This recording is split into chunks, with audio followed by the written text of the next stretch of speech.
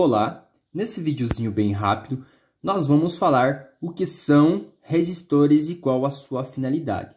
Uma resposta bem simples, que são componentes responsáveis por transformar a energia elétrica em térmica. Vamos lá para uma resposta mais ampla e também da sua utilização. Como vocês podem ver, eu tenho vários resistores aqui. Nós medimos os resistores em ohms de resistência. A potência deles se mede em watts. E agora nós vamos abranger um pouco mais esses componentes. Os resistores são pequenos dispositivos elétricos capazes de transformar a energia elétrica dos aparelhos em energia térmica. Essa transformação acontece por meio do efeito Joule.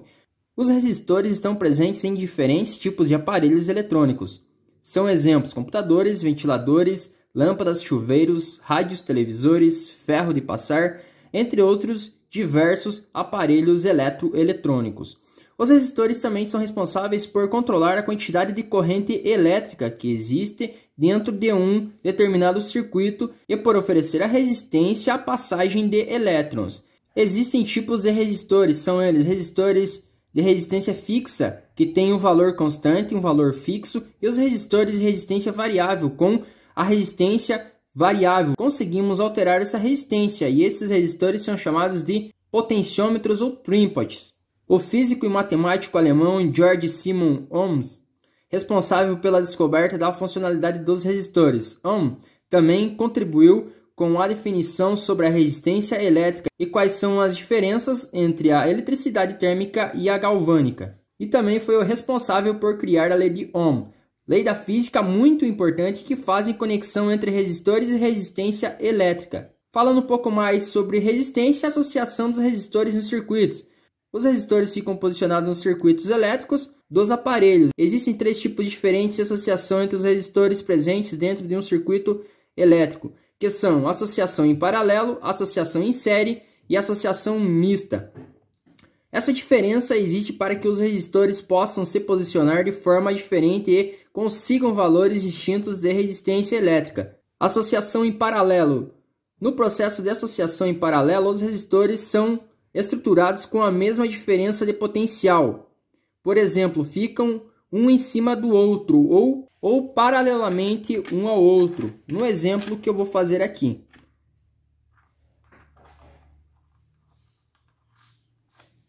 A corrente elétrica é dividida pelos ramos do circuito. Nós teremos um positivo entrando aqui nos dois terminais e saindo com uma resistência no final entre os dois resistores.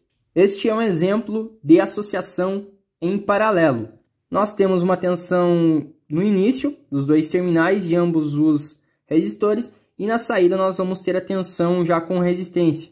Associação em série. No processo de associação em série, os resistores estão presentes no circuito, se organizam em sequência, um do lado do outro. Sabe-se que no percurso do circuito a tensão elétrica é variável, porém a corrente elétrica não é alterada. Nesse tipo de associação, o cálculo é feito somando todas as resistências que estão presentes no circuito. Tensão inicial aqui e tensão de saída aqui. Nós somamos as duas resistências.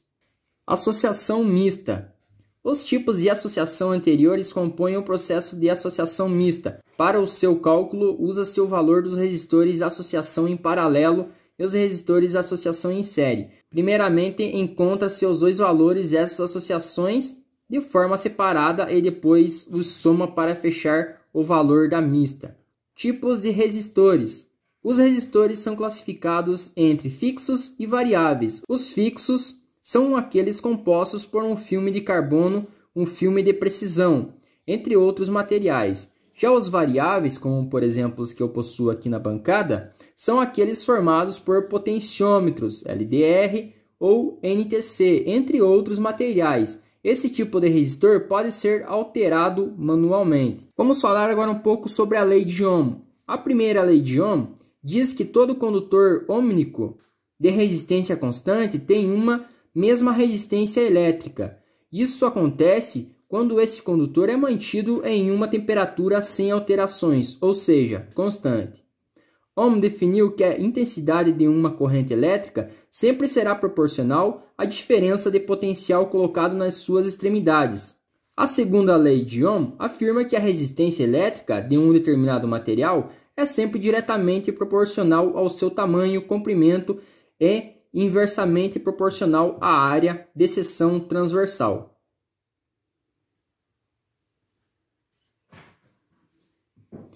Você quer saber mais sobre componentes eletrônicos? Então acesse o nosso canal no YouTube, NAMED, ou também o nosso canal secundário, Play Electronics. Também estamos disponíveis no Facebook. Você pode procurar por NAMED. Eu vou ficando por aqui, aquele forte abraço, se inscreva no nosso canal e deixe aquele fantástico like. Até breve, pessoal. Vamos lá para um teste prático depois de nós termos falado na teoria como é o funcionamento dos resistores. Para isso eu tenho um LED gigante que acende com aproximadamente 5 volts. Terei uma voltagem aqui de aproximadamente 3 volts e meios na minha fonte de alimentação. Nós vamos fazer o teste e vamos ver que o nosso LED ele acende. Pois bem, se nós formos utilizar uma tensão maior do que a que o nosso LED necessita, nós teremos que fazer cálculos matemáticos para obtermos a resistência necessária. Por exemplo, aqui eu subi a tensão aqui para aproximadamente 9 volts. Agora, provavelmente, se eu colocar esse LED aqui, ele irá acabar queimando. Agora eu vou ter que escolher um resistor que vai me dar a voltagem correta aqui na ponta do circuito, não vai deixar o meu LED queimar. Com essa tensão aplicada e com o resistor acendendo aproximadamente com 5 volts, o resistor máximo que eu posso utilizar aqui nesse circuito é um resistor de 1 kΩ. O correto a ser usado era um resistor que varia de 220 ohms até 560 ohms de resistência. Nós vamos colocar o resistor na ponteira jacaré para teste e vocês verão que o LED irá acender. Se você for subindo a tensão, recomenda-se a fazer os cálculos para utilizar resistores com maiores resistências, a fim de não estragar eventualmente um LED ou outros componentes. Também nós devemos medir a capacidade de um resistor de suportar aquela tensão e não estar danificando devido ao superaquecimento. Resumindo, para a escolha da resistência, devemos calcular a resistência necessária em ohms para o determinado circuito.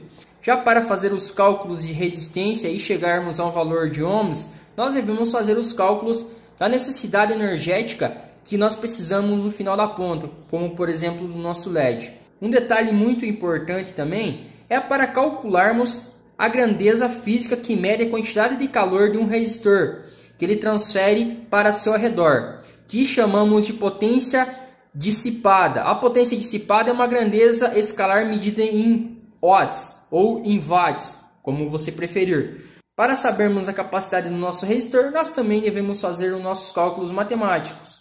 Por exemplo, nós devemos ter em mente que o nosso LED, o consumo dele é muito pequeno e a tensão aplicada nele também é muito pequena, de aproximadamente 5 volts, e ele vai consumir aqui aproximadamente 500 miliwatts. Então eu vou ter que escolher um resistor de 220 ohms de resistência e com aproximadamente 1 watts de potência, tá? O resistor. Já se eu for utilizar em circuitos que demandem muito mais corrente, mais de 10 amperes, por exemplo, amplificadores de som e alta tensão em geral, já nesses circuitos nós devemos utilizar resistores com uma capacidade de dissipação muito maior. Já, por exemplo, deverei calcular e no amplificador às vezes utilizar até de 5, 10 watts se necessário, para que o meu resistor não danifique e ele consiga dissipar o calor muito mais rapidamente, não esquente tanto. Ok, pessoal? Então é isso aí, pessoal. Se você gostou do vídeo, deixe aquele fantástico like.